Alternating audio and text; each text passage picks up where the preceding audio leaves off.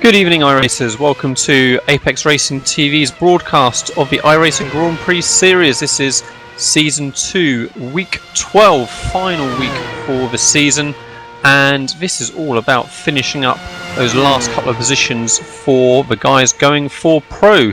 My name is Lee Thompson on the cameras, and in the commentary booth is Alex Simpson as normal. Evening, Alex. Hello. And then also joining us today is going to be Pro driver Cam Stark, giving us a bit of technical insight this week as well. Cam, good evening. Hello, but not quite Pro just yet. Yeah, soon to be appointed. I said Pro in waiting, shall we say. We have got just a couple of minutes left of the guys putting in their qualifying times. Currently, with the quickest lap is Fabio Gonzalez with a 1 minute 33.0, but I think we're still going to expect some movement in there before it all plays out. Yeah, we were talking to Cam just before we went on air, and we were discussing actually this race. Not so much about the guys up front; those have all locked in their positions for the pro licenses now. It's all about that battle for around the 15th spot, the final person to get that. And Cam, just tell us, who's the drivers really we need to pay attention to in this race? It'll be Vincenzo Amico and Fabio Gonzalez. Fabio's at the moment in 15th, and Enzo's just behind him, 19 points behind in 16th, and they both have dropped their lowest scoring weeks, so both 152 and 158 respectively. So they sort of both need to improve on that in this race, and they're both going to be up against each other. But with Fabio on pole at the moment, it looks like he's going to have the upper hand from the start. Yeah, great performance so far. 1:33.0 is his current pole position time. Where is Vincenzo? There he is at the moment. I don't appear to have his livery. Let's get that sorted before the start of the race. Yeah, Vincenzo with a 1:33.6. So there's not a great deal of time between them, just 0.6 of a second, Lee. Yeah, and it's really tough now in this season, of course, just having these laps to bang in your qualifying time. So you might expect a little bit bigger gaps than we're historically used to, with everyone putting in laps all week long. But as you say, it's looking pretty tight out there at the minute, a 10th between most of the positions, and we've got Fabio coming over the line now. Doesn't look like he managed to improve at all on his previous lap. And we've got Peter Berryman, Season 1 pro driver in this race as well. Peter, we know, has been doing 32s in practice. Just goes to show when you need to get it, sometimes it's just a little bit tricky. Yeah, it's one of those things where you're always going to leave a little bit on the table, perhaps until you at least get a banker in, and then it's whether that balls out final attempt, whether you manage to pull that off or not, and off and away. But from this season onwards, of course, we're also expecting, or from next season onwards rather, we're expecting dynamic qualifying, aren't we? So really going to, or dynamic weather in the qualifying, because that's really going to mix things up a lot more, and I think people are going to struggle maybe to adapt their setups to those different conditions. Yeah, talk about a curveball. I think that was huge. It really can be all about who gets the perfect weather condition, whether the wind settles for a particular lap or it's a bit gusty. It really can affect the drivers in a big way. So yeah, it's going to spice it up no end. Of course, in the race it's going to be interesting. Guys are going to have to build their set to be very balanced no matter what the weather, whether they've got tailwinds or headwinds, because we know the iRacing weather can shift around quite a bit. Yeah, and these cars in particular are going to be massively sensitive to those little changes through the session. So for now, they've got a little bit of an easier time of it. Vincenzo, there we go. What a great time, a 33.1. His last lap in qualifying puts him second place on the grid. So the people who count currently sat first and second on the grid.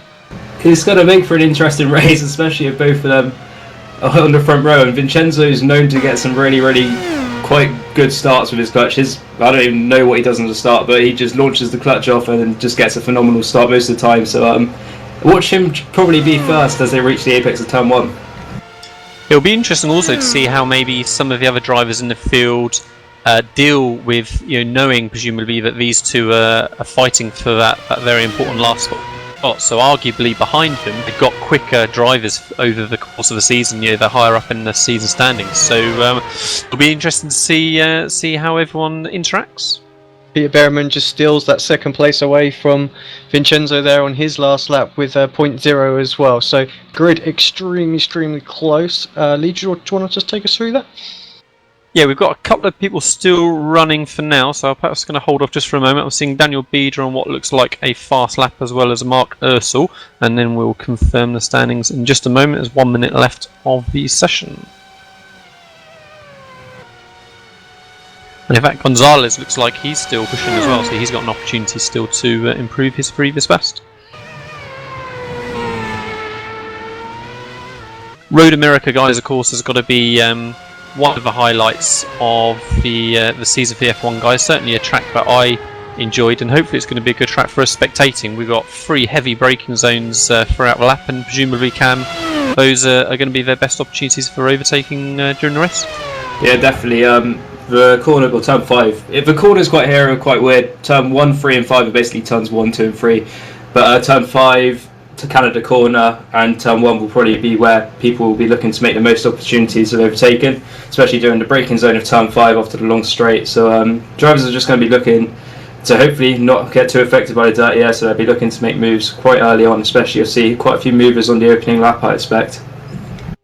Right, so qualifying definitely has now completed, and we can confirm those grid positions. So yeah, Fabio Gonzalez, congratulations, pole position. He did hold on to that only by 0.05 of a second, though, with a 33.025 over Peter Berriman, who lines up alongside him in second. Vincenzo Amico is going to be directly behind Fabio then in third, with Oscar Mangan in fourth. Daniel Bieder in 5th with Timu in 6th, Johnny Backman in 7th and Martin van Luzenoord in 8th, Mark Ursel in 9th with Alex McFarlane in 10th, Eunice Picard in 11th, and then in 12th and 13th, Petteri Kotavara did not put in a time, and neither did Yanni Penttinen. So we shall see how those two work their way through the field. Certainly Kotavara we would expect maybe to push through. Yeah, I think Petteri should move himself up a little bit. I mean, he's not really racing for anything out there. He's currently 5th overall, 3rd of the Class A drivers, so it's been a fairly successful season. I think we all expected to see him up there at the end of the season, obviously returning World Championship Series driver, so just proved he still got it out there. Alright, so we have 29 laps ahead of us of the week 12 race here at Road America, waiting for the last couple of cars to grid up, and then we are going to be green flag.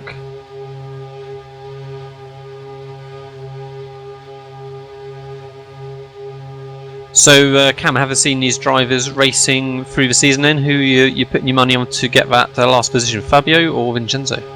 It's too difficult to call. It's 19 points separating them. I think maybe after lap 1 I'll be able to call it, depending on how Enzo's start is. If he gets ahead on the start, then quite possibly Enzo.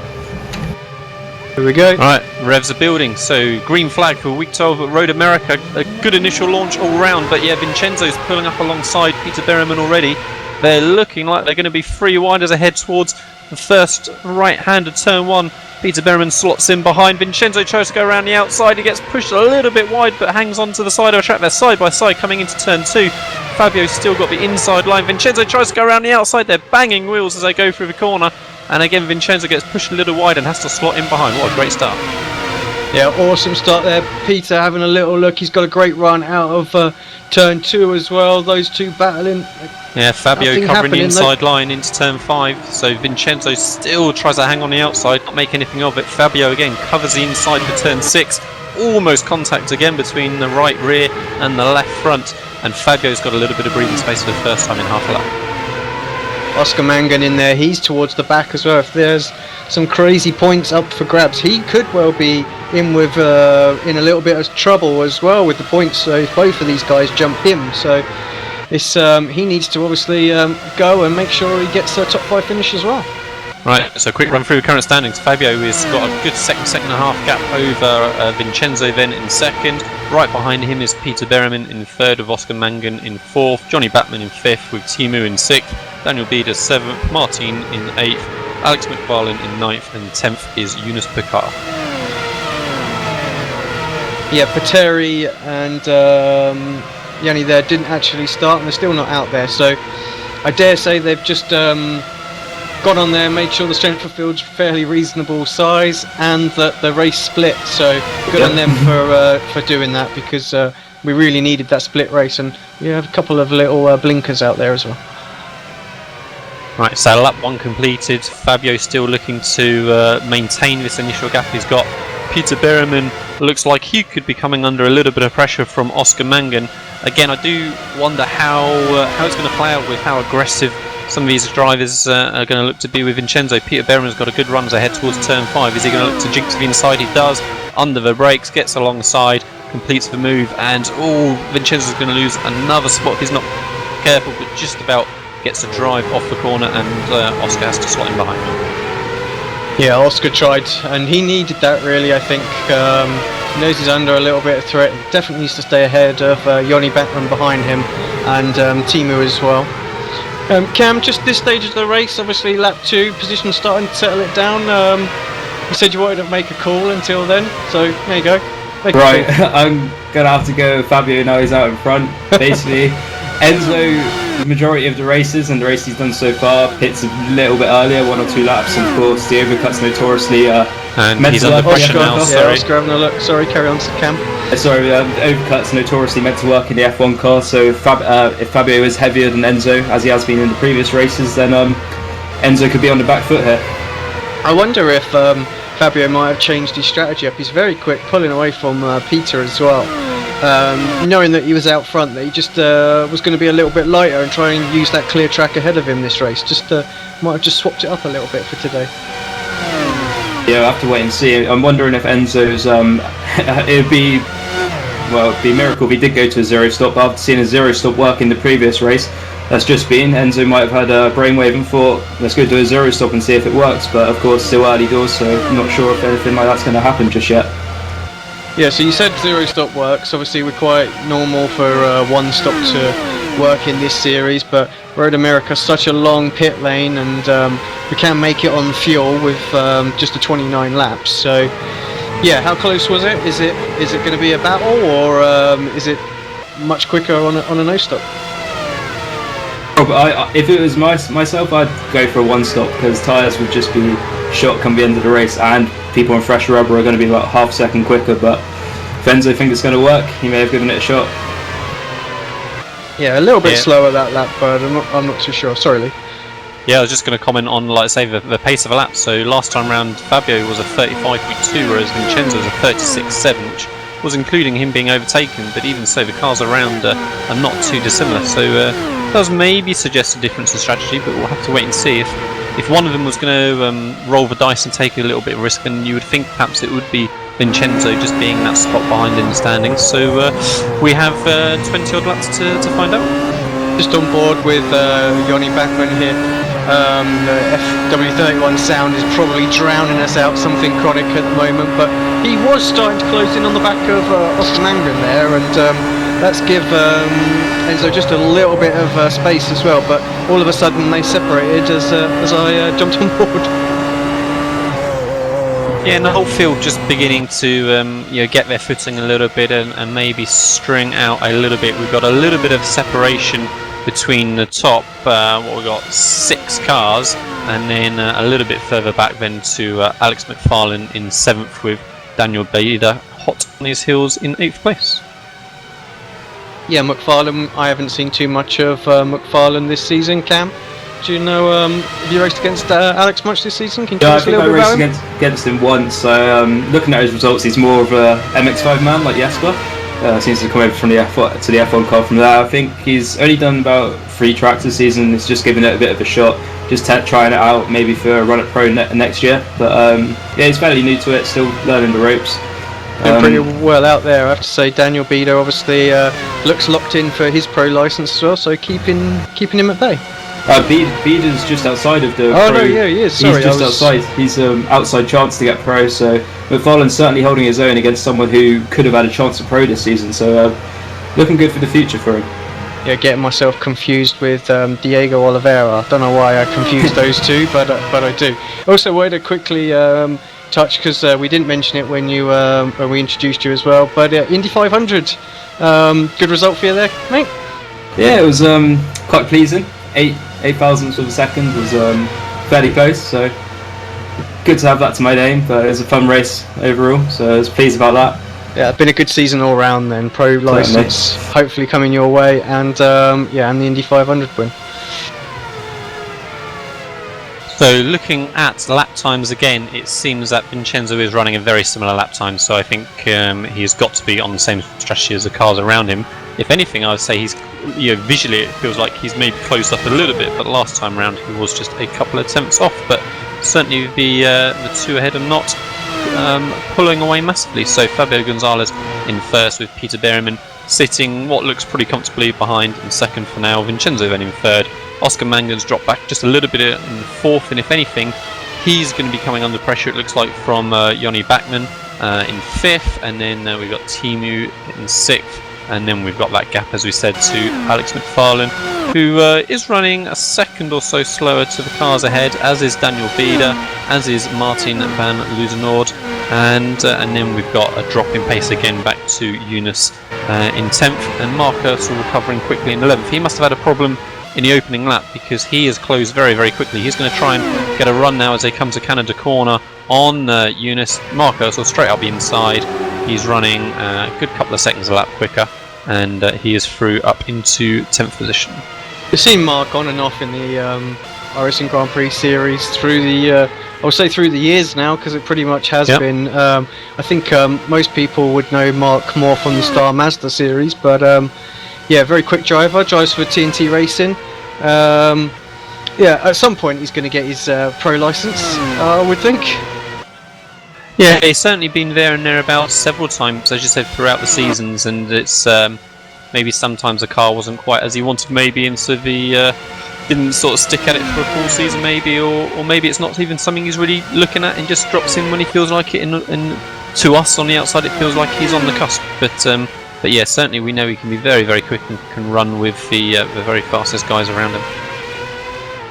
Having a quick look at Martin van Luzenoord, closing in on Daniel Bieder, was just half a second, but dropped back through that section there in sector 2. So just goes to show some guys will have set the car up for a pure outright speed. Of course, we saw Martin have that great battle at Silverstone. He managed to get that place right on the last lap as well. Not racing for Movano anymore. Cam, maybe you've got some information? You know the drivers better than us. Yeah, I asked Martin before because I noticed he didn't have the Movano skin. I don't know what his team's called, but I think he and one of his, Dutch friends, I'm going to guess, have set up their own team, looking to start from there, and I'm going to guess hire some drivers for the F1 series in the future. Because after seeing that skin, it was I was a bit confused after not seeing him running Movano, so he seems to have gone his separate ways and become team manager of his own team. Fair play. It's not to be taken lightly. A lot of work ahead of him, I can tell you that. So the guys at the front still stepping up their pace a little bit. Fabio's the only car who's managed 2 laps on the bounce in the 34s. Peter Berryman just dropped outside that last time round. And again, Vincenzo's just running a tenth or so off the pace. Again, these top 3 really looking like they've maybe got the legs, but Oscar Mangan and Jonny Bachmann certainly are hanging in there as well. Jonny maybe just a couple of tenths slower the last time by. It's just going to be a little bit of a waiting game, it feels like now. The field really has strung out, and seeing how any strategy variations change things. What lap are we going to be expecting these guys in from, do you think, Cam, for a one-stop? Usually ranging from about 18 to 21. That would probably be when they're going to come in. It would be surprising if we see anyone actually coming in a bit earlier doing a 50-50 sync, so they just lose too much time. So yeah, ranging from 17 to 21, roughly around them. So man on the move still is Mark Ursel, recovering from his issues in the first lap. So he is closing now on Martin van Luzenoord, and I would say probably within a lap or so he's going to be right there challenging, and then looking to move on to Daniel Bieder as well. Again, he's running a second or so quicker than the guys ahead. Do you think Luzenoord might be on a no-stop race? He's a quick driver. I don't expect to see him 2 to 3 seconds a lap slower. I don't see any damage on the car. No, that one last lap was slower than his previous one, so I think he has been running similar to Daniel, 36s. We'll see. There you go, back to 36.2 that time by, so yeah, he's a bit closer again. Still 2 seconds off the pace. Well, 1.5 off the pace of the leaders. So, yeah, that's close, isn't it? Maybe, maybe not. Who knows? Peter Behrman steps up the pace that time by 34.6. That's 4 tenths quicker than he has previously run, and he's visually closed up to Fabio that time by as they come through up towards turn 8 even. And yeah, again, I feel like Peter's just sort of keeping Fabio honest. I think he probably doesn't want to get involved too much with these guys, and I wonder if he goes a couple of laps longer maybe than the guys around him and manages to leapfrog. Of course, Peter has already got his pro license, so isn't counting those top 15 positions that they're battling for next season's pro license. Yeah, I know Peter has gone quite heavy most of the season actually when he has raced, so expect to see him perhaps try the overcut. All he needs to do is stay within 1 second and should be able to pull that off pretty comfortably. Vincenzo now 2.5 seconds back. Oscar's still about a second further behind him.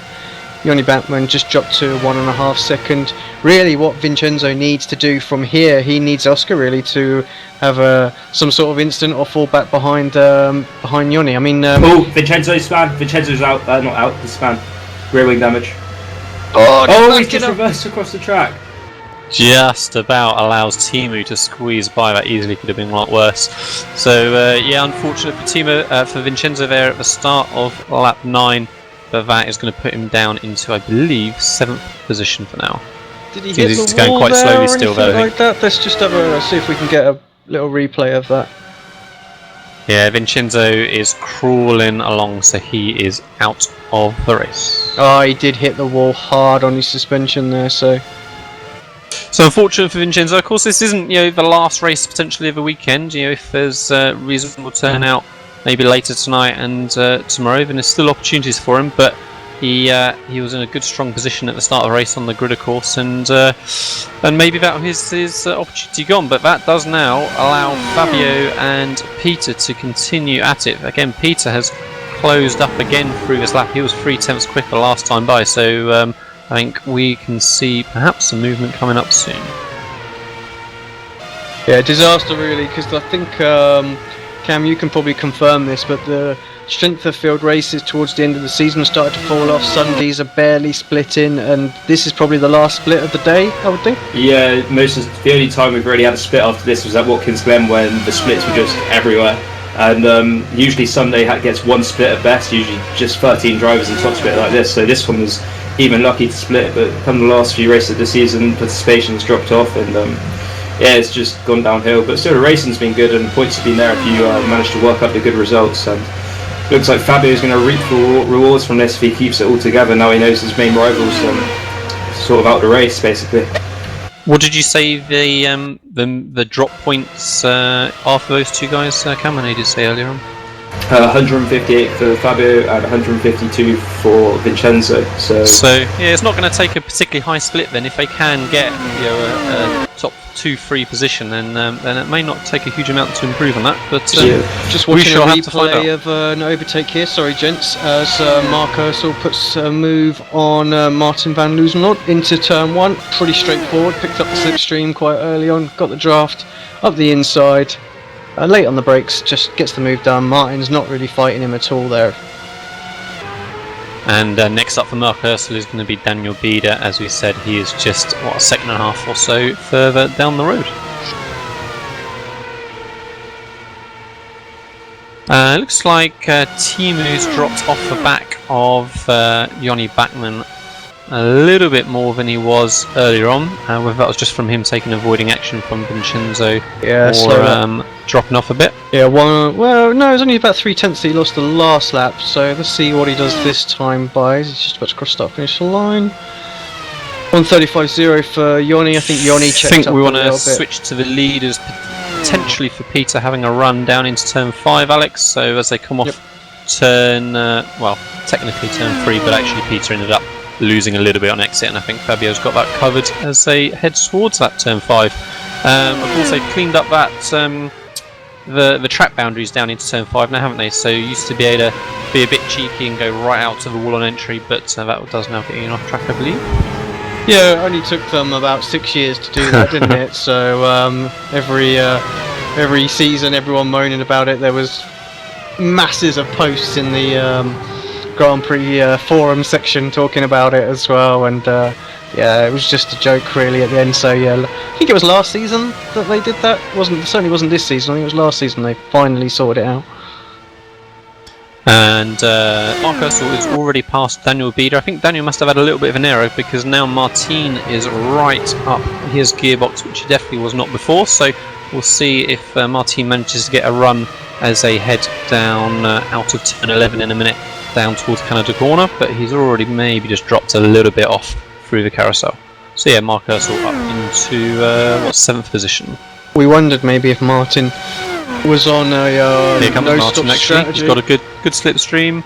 Duck out. A little bit of movement from both of them, but yeah, he ended up maybe outbraking himself a little bit, loses momentum from the corner, didn't quite catch the apex, and Daniel Bieder survives for a couple more corners.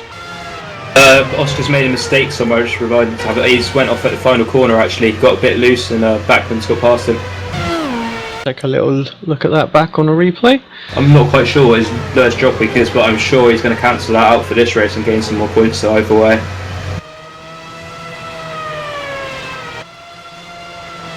Yeah, we jumped back just a little bit too far there, but yes, we're just coming down the back straight now in towards Canada Corner. You can see he's got quite a gap actually to Yoni at this point, so wasn't under any pressure or anything like that, but it's quite bumpy through that last corner, so let's just see if he gets loose before that. Maybe overheats the tyres. No, all looks good.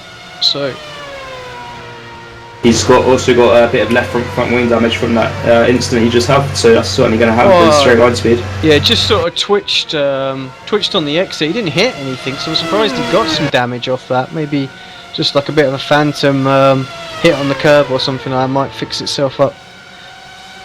But yeah. Just normally when you go off there, Lee, I think we've both been in the same position. It's normally into the wall on the right hand side, so he was lucky there. Yeah, very, very easy to do, and once it starts to go, that's pretty much it. You're a passenger. So I think really then, our focus is going to be on the lead too. There's not really any other battles developing for now. Pete Berriman just a 10th or 2 behind as they cross over the start-finish line, and again, if he can get a clean run through turn 3 and a good exit, then he's going to be right there and thereabouts, ready for turn 5. Fabio last time by was just half a tenth slower than Peter.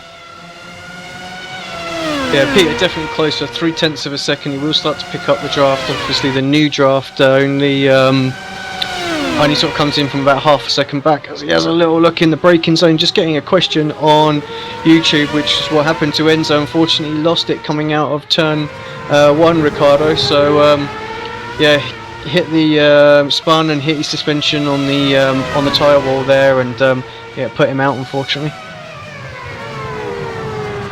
So yeah, it looks like Peter isn't quite managing to get enough run in the draft, so whether that's a little bit of difference in gearing as being suggested in spectator chat, or whether it's just there isn't enough length of that straight to get that draft to work well enough, it's difficult to tell. He just lost a little bit of time through the middle of the circuit actually, Peter, so he's just another or 2 behind now. Yeah, I think this one's all going to come down to the strategy. We're still about 5 laps away from the window, so you see Peter get a bit anxious towards the pit in, and he's probably a little bit lighter than he would have wanted to have been. Appears that Fabio might have a heavier car, and of course that gap will expand, of course. Yeah, and so that's really what we're waiting for now. Pit stops. I mean, so we've got the lead 2 who are pretty close. We've got Daniel Bieder and Martin who are relatively close, but I'm not seeing really Martin having the pace to close up for now. Certainly Daniel Bieder was a couple of tenths quicker. So everyone is pretty well strung out. We're down to just 10 runners now anyway, with 2 not starting, and then Vincenzo unfortunately retiring earlier on. And 10 runners on this long track feels pretty empty as well.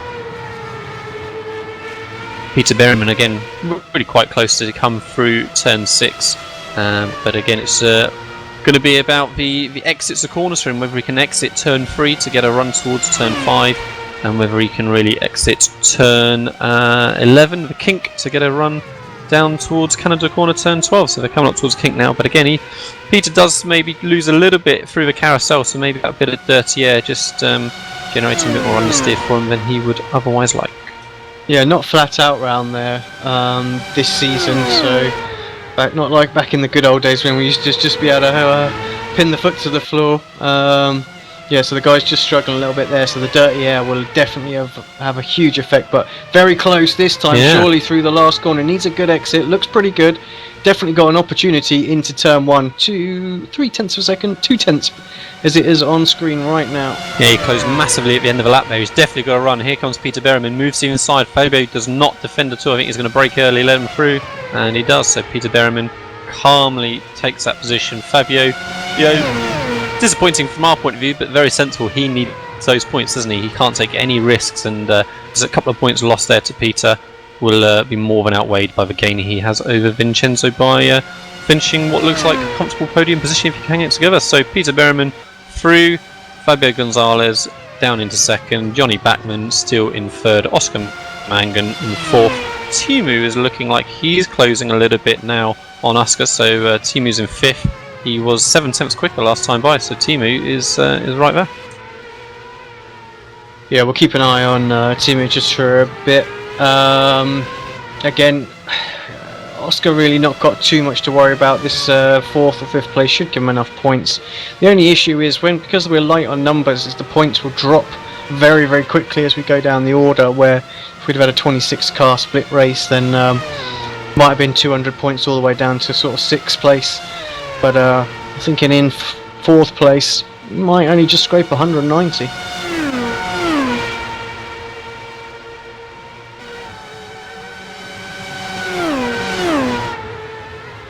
Cam, you probably know what Peter's planning on strategy. I don't think he's going to mind if you spill the beans with.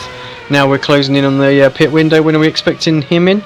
I think lap 19 or 20 is a lap after Gonzalez based on a race they did earlier on together. Pit Pete's a lap. Wait, I've just totally got my word. Pete pits a lap later than Gonzalez, which should hopefully enable him to pull away a bit further, because he seems to have already 1.3 seconds quicker that lap, so definitely seems to be on the charge now. Yeah, absolutely flying.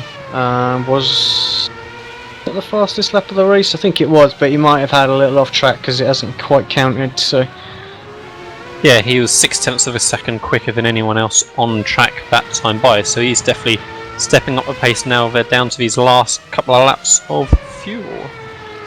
Martin van Loosenlord still not able to get onto the back of Daniel Bieder.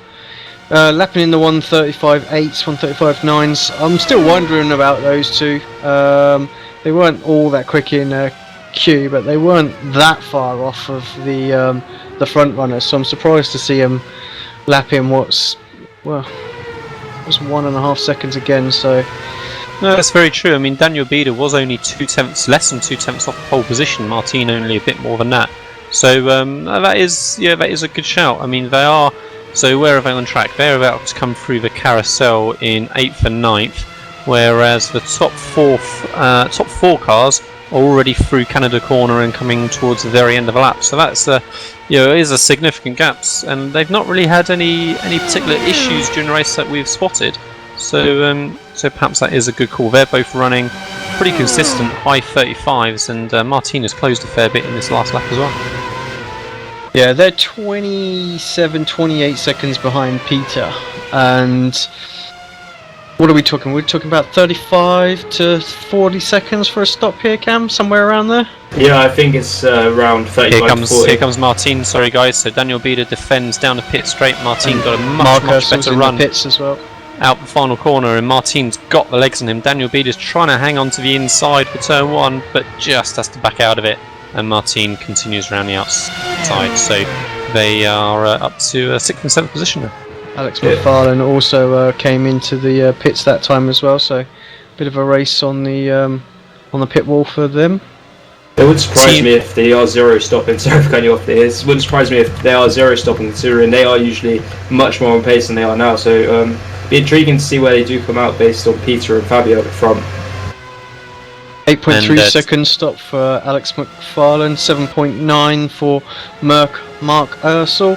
So Mark slowly closing in on Alex as well, just 3.5 seconds, and a good pit stop to boot. Sorry, Lee.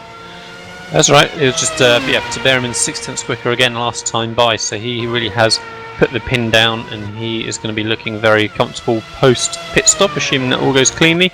He comes over the start finish line now to complete one more lap, and he's the first car into the 33s. He suddenly leapt 3.5 tenths quicker than he has managed before. 33.8 that time by, almost 1 whole second faster than Fabio Gonzalez in second.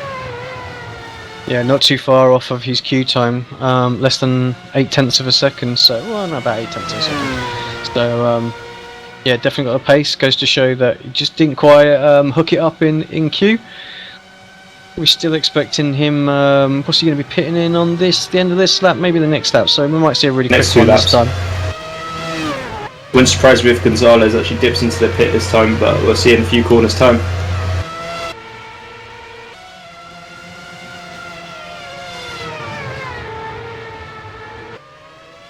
So for next season in the F1 car, we're not really expecting any other significant changes, I don't think, are we? So we said about dynamic weather coming for qualifying.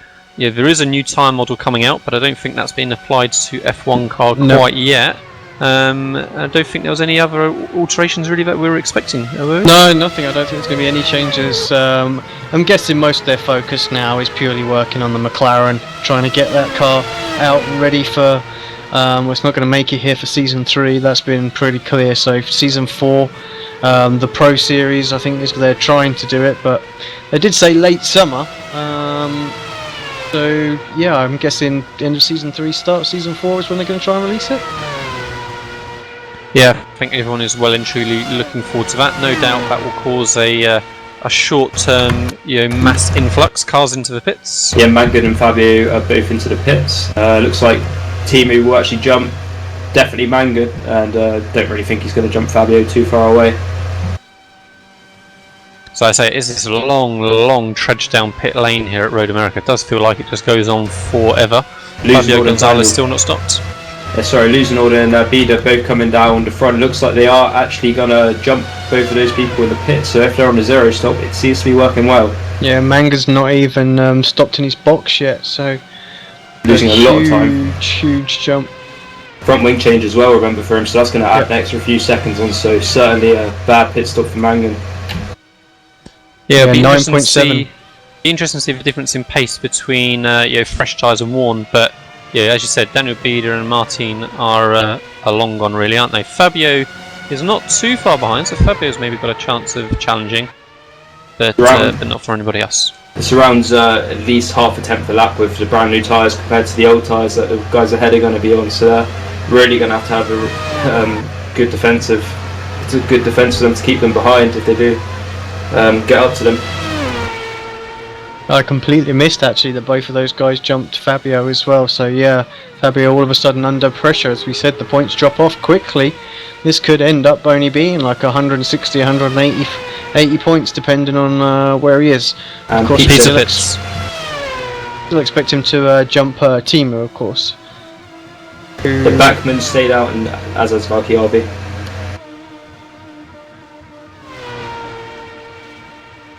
Yeah, watch out for Lusenord and Bede to see where they come out in comparison to Pete, because that's probably going to tell you if they are on a zero stop then, if we don't come on this start. Peter stops very nicely in this pit box, angled out perfectly to get a straight line out of pit lane. He won't even need to hit the pit limiter. And out he comes. Let's come out ahead. Yeah, he's got a little bit of a buffer over Martin and Daniel, so he's comfortably held onto that position. But yeah, Martin and Daniel look like strategy working out pretty well for now. They are currently running second and third position once all the pit stops shake out. Just to mention, Eunice Puhalka and Oscar Mangan did have a coming together. Penultimate corner, I think there was a bit of netcode involved as Mangan went for a move up the inside. Hopefully he's not picked up any damage, but he's finding himself in 7th place at the moment, so yeah, not good for his points tally at all. He's pretty safe. I mean, Fabio's only 1 place ahead of him though, so that's the I guess the important thing for him. He stays in contact with Fabio, and he doesn't get jumped in the table. Just 9 laps to go. Daniel Bieder starting to close back in on Martin as well. I think he's realised that Losing Lords also on a no-stop strategy, so he let him have it pretty easily. But now he's starting to turn up the wick a little bit. Yoni Backman and Timo in, yeah.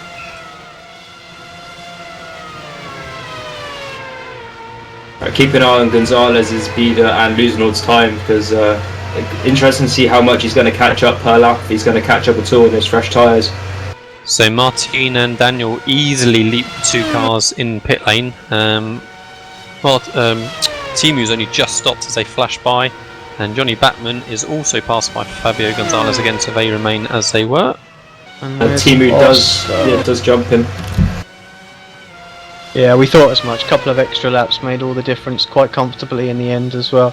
Little coming together that Oscar had as well, setting back quite a bit. So he's down in 7th place now. Points are not going to be good there at all. But Gonzalez in 4th place. They should still be fairly reasonable. We will call them out so you guys know. Not sure the table will update quick enough for us to do it though. So we got our first idea as to how Fabio may close in the cars behind. So Daniel Bieder last time by 35.4. Martin ahead of him was a 35.7, sorry, and then Fabio Gonzalez was a 34.7. So between 1 second and 0.7 quicker than the 2 cars ahead. They have only 8 laps remaining. Yeah, it's not going to take too long for him to get onto their tail. You just see him coming out of the kink now as these guys are on their way towards Canada Corner, and there. Mark Ursel has just gotten by Eunice Hooker again. I don't think that was in pit lane. I think that would have been on track there, pretty close together, just less than a second apart. Yeah, Eunice going for a no stop as well. It's going to be one question for Gonzalez getting up to the back of the 2 guys ahead, but past them is going to be a different matter because of the dirty air. Even with the fresh tyres, it should still be a little bit of a struggle, that's for sure. Yeah, Daniel not quite close enough to actually pick up any draft off of Martin though, so that's one thing he's not going to have to worry about. Just excuse me. So Fabio looks like he's pushing pretty hard. He was quicker that time by than Peter Berriman in 1st position. So yeah, Fabio quickest car on track that time by. He was 2nd quicker that time than the 2 cars ahead again. 8 laps to go. He's 1.7 seconds at that pace. He's going to have about 6 laps to try and get past both of these cars. That's not going to be easy at all. Certainly diverse strategy for the first and last week of the season. It's basically going to be the only track where you would have thought a 1-stop would easily beat a 0-stopper, but doesn't seem to be the case here whatsoever.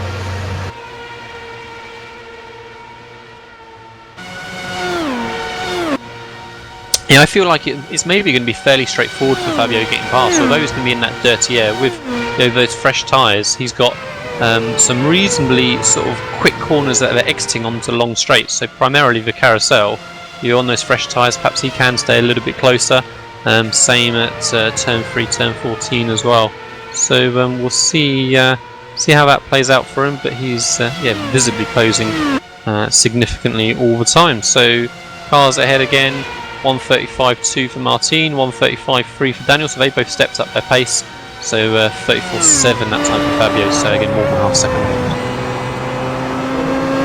Cam, we're just on board with Fabio here. Do you want to take us for a lap around Road America? Yeah, I can do. That's if I can remember actually how to drive Road America. It's been a little while. I'm sure I can.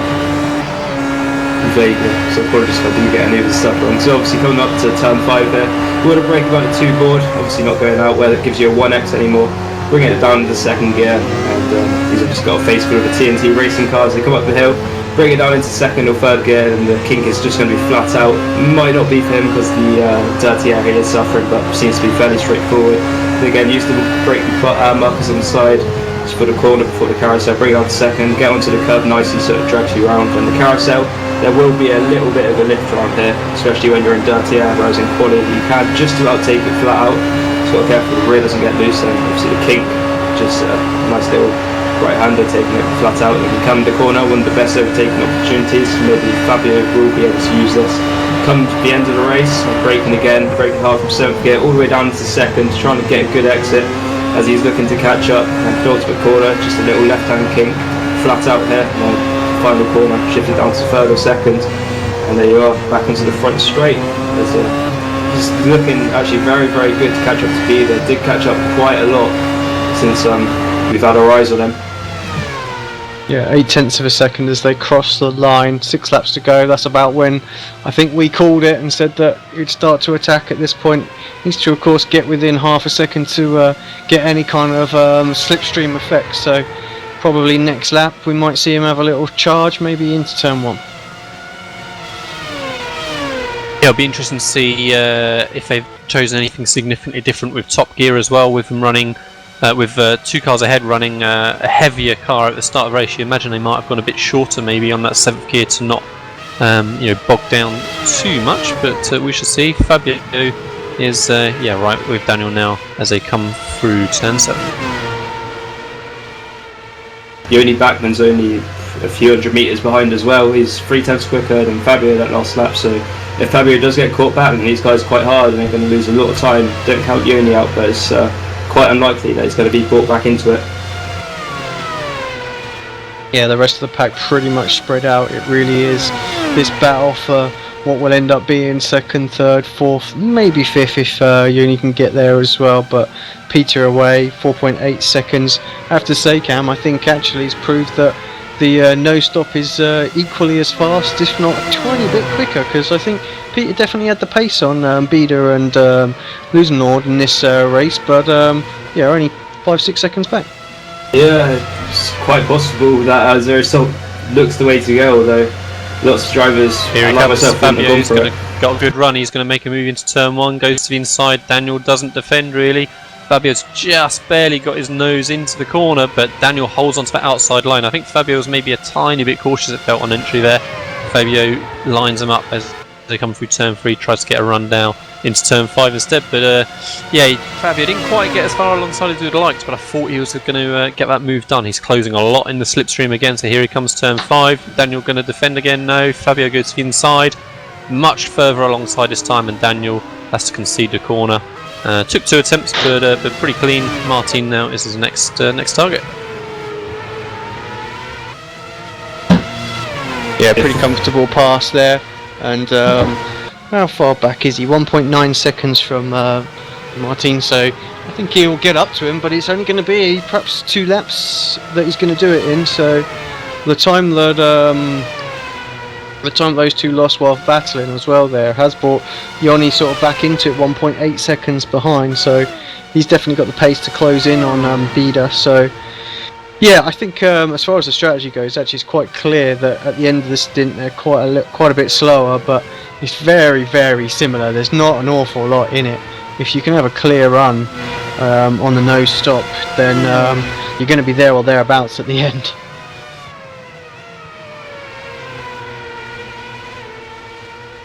That's what we need from this series, is that bit of variety and strategy. These cars, it is difficult to follow each other. It is difficult to overtake, especially at different circuits. Maybe Road America is one of the more preferable tracks to get overtakes done. So that little bit of a limit on which strategy to choose certainly is going to help the entertainment for spectators and for drivers alike. So hopefully that can continue to work out in future seasons as well. Well, say one more season before we switch our attention to the McLaren.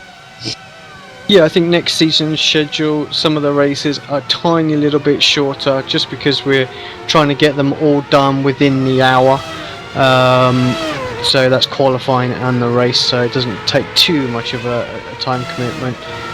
Some of the races this season have been about an hour and 15 minutes, so we'll just try to to cut them down as far as the schedule goes. So we'll see how that pans out. I think actually this is one of the circuits that might be 1 lap shorter next season. I'm not 100% sure, so that will definitely make the one stop very favourable, I would think. And the no stop, sorry. And how are we feeling about next season's schedule? Any particular surprises or sort of disappointments? No, I think pretty good schedule. I mean, what do you think, Cam? I'm a bit gutted there's not Brian Touch again, but yeah, it looks good. I'm glad Watkins is the race to start it off, because that's always going to be a good start, make people interested in it, because Watkins just seems to be a driver's favourite on iRacing overall in any series. So hopefully it'd be good to get the series started with good participation. Yeah, nothing on the offering as far as pro license goes next season, so just come and have a bit of fun. We're going to try and broadcast this time slot moving forward as well in that, so keep an eye on the series, see how it goes. If you're new to the F1, this is the first time you're tuning in. I share a setup every week. That's a qualifying and a race setup, community-based one. Not ballistically fast, but nice and predictable. Easy to drive, gets you up to speed in the car. Probably about half a second off of what maybe I would class as a pole position setup. But still, that's what you need to learn in the car first. Then you can start loosening it up and start throwing it into corners a bit. And definitely get you where you need to go. So lots of help as well, so guys will help you tweak the car to your own personal preferences, and if you want a little bit more help, then come and join the Apex Academy. We'll help you out in there, teach you how to drive the car, the ins and outs of the setup, share some more setups in there and whatnot. So yeah, sign up on there. Plug. I can say it's helped me, that's for sure. There you go, it's worked for someone. Yeah, I'm sure both. many others. Yeah, because you signed up before you were before you were even in the car, weren't you? Really? Yeah, I signed up a long time. Well, December, like the season before I even started properly. Just looking at Johnny Backman here, he's really closed in on Daniel Bieder. Gonzalez really not making that much of inroads into Lusenord, so I think if there's going to be any position change, it's going to be for 4th place. Gonzalez way too far back, 1.2 seconds. Last lap. There was only a 1/10 of a second difference between them.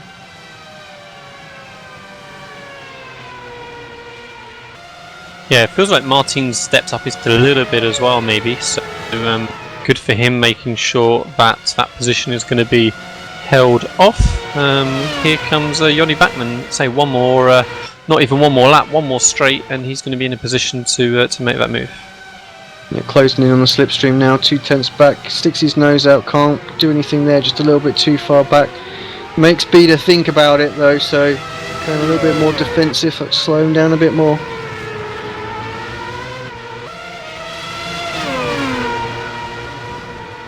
Cool, you can see how hard Jonny Backman is pushing right out into the grass on the exit of turn 7 there on that very fast kink, so he was lucky not to have the car spit across the inside wall, which is so easily done. Running through the carousel, just losing a little bit of ground in that dirty air as we've talked about, and we'll see how he hangs on now through turn 11 and the kink. And he's going to be right there. Well. Yeah, 7/10 is Gonzalez, so he might have a chance on the last lap. We'll stay with this one for the moment. Jonny definitely looking like he have an opportunity to get a run maybe into turn 1, needs to stay inside that 3/10, drops a little bit of time there. 4/10 of a Peter second. Berryman has started the final lap now, so 1 lap remaining as all 4 of his cars battling, all in the same shot as they come into turn 1. Here comes Jonny. He's not quite got the top speed though. Probably going to look down into the corner and hopefully make He's a going move to make there. a move here. Here he Even comes, turn 3. 3. Thinks Not better quite. of it. He kind of backed out of it a little bit late, maybe. I thought that was going to compromise his exit Oh, out of the he's corner, but definitely he's going still to get there. a run here. Yeah. He's only 2/10 Daniel back, knows 1/10. Daniel goes defensive very, very early. Has a little iffy move in my mind, moving back to the middle of the track just as Jonny was alongside. Daniel Bieder tries to hang on in that braking zone, but on those older tyres that have been working all race long, he just had no defence. And Jonny Backman completes the move. Fabio And then goes no move wide at as all, well, Martin. Bieder. Yeah, nothing he can do, Fabio, from here. Definitely had the pace, but you have to say Martin van Luzenlord has done a great job. If he gets second, that's phenomenal driving. Yeah, on the old tyres. I mean, he's been lapping in the 34s, so very, very quick pace at the end there.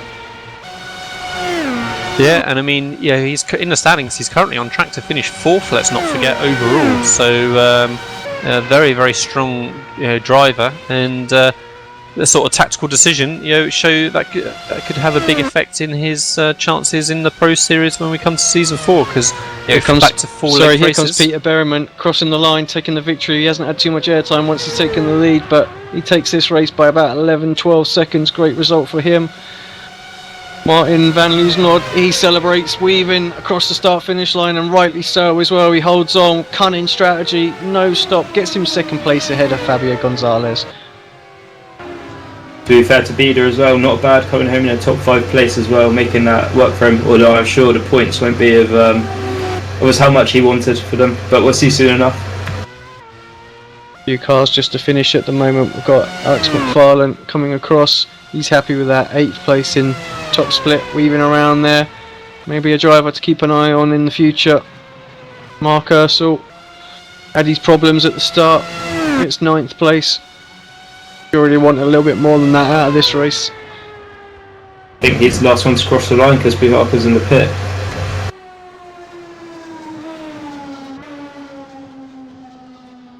Okay, right. So that is week 12 over with then. So we didn't quite get the battle continuing between Gonzalez and Vincenzo Amico, fighting over that last spot on Pro. So Fabio's got himself a reasonable handful of points. We'll see how that affects things, the overall standings. But Vincenzo's got to be hoping and praying for an opportunity to score some bigger points in the last couple of races that may be available if he's very, very lucky. Congratulations to everybody who's already been confirmed as gonna get those pro licenses, and we shall see them all, no doubt, fighting away in Season 4 at the end of the year. Pretty strong strength for Theo, 4,500 run through the championship points that are given. Peter Berryman got 279. We're sorry, Peter, we're ignoring you out of this. We know you are trying to get some points in this round, but Martin van Loosenlord there, 255 points, so huge points, great strategy. Fabio Gonzalez, 232. That is a massive improvement, and that will jump him ahead of Oscar Mangan. So yeah, so Mangan's now under threat from Vincenzo. If Vincenzo just finished where he was, didn't have his mistake, 209 points, would have also jumped Oscar, I think. So yeah, that mistake, uber costly. That could well be his pro license lost right there. Yeah, Yoni Beckman 209. Daniel Bieder 186 points. Pretty good result for him. Probably still a little bit too far out of it to do anything, I would think. Timu with 162, and then Oscar 139. So McFarlane got 116, Mark Ursel 93, and then the rest very, very low. We won't see what that does with the championship tables, I'm afraid, but yeah, been a pleasure again, Lee. Thanks very much for joining us, and Cam as well. Yeah, thank you. Congratulations on your pro license, buddy. And so we look forward, as Alex mentioned earlier on, of bringing you a full season potentially for Season 3. So do join in. It will be the same time slot that we're expecting. If you get into that top split, then you will be in the broadcast. Don't forget, Apex Racing TV also covers many other series. So we do a joint venture with British Sim Racers for a Thursday night touring car race. And Alex, you cover many other series as well. Did you want to advertise those quickly? Yeah, so the Sim Racers Asia GT Simulator Championship, that's on Saturday mornings, hosted every other weekend, so every time I'm not in a World Championship, that'll be on. And then we also, the Grand Prix 247.com Star Mazda iRacing Championship as well, and that's every Saturday morning. It's at 11 o'clock BST, so 10 o'clock GMT, for those that want to tune into that. Just hit subscribe, you'll get the feeds land in your inbox, I'm sure, and you can watch them back later. Alright, thank you very much. Well, everyone have fun in week 13 trying out the new build, and no doubt everyone's going to be buying the Aston Martin GT1 car and loving it for a couple of weeks and then saying it's not very good after that. And we shall see everybody next season for Season 3 week 1 in the iRacing Grand Prix series. So thank you, and we'll see you then.